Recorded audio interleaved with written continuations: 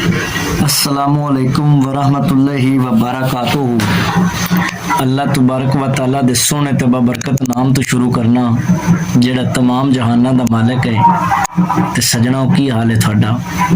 मैं उम्मीद करना कि तुसी सारे ठीक ठाक होसो ते अल्लाह तबारक व तआला थोड़े ते हज़ारा निमतां ते बरकतां दा नज़ूल फरमाए।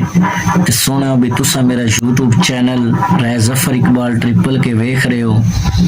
मेरे चैनल नू सबसक्राइब भी करना है, लाइक भी करना है, ते बैल आइकन नू लाजमी दबा लेना है। ते अज दा छोटा जिहा पैगाम है।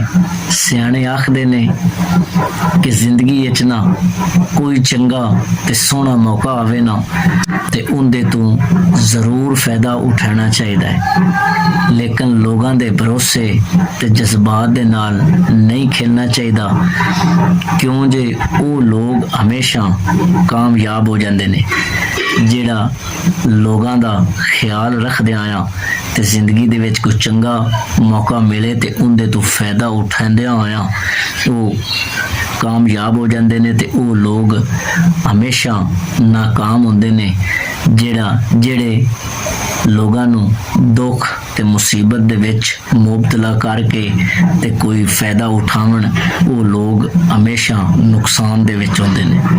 ते इस वास्ते सानू चाहिदा है कि असी एक दूसरे दे विच खुशियां वंडिए, ना कि किसी नू तकलीफ देवीए। ते वो लोग बड़े अच्छे ते उन्हां दी किस्मत बड़ी चंगी हुंदी है जेड़े लोगों दा ख्याल रखदे ने, लोगों नू खुशियां देंदे ने ते लोगों नू कोई दुख तकलीफ नहीं देंदे। ते जेड़े लोगों नू परेशान करदे ने ना उन्हां दी दुनिया भी खराब होंदी है ते उन्हां दी आखरत भी खराब होंदी है।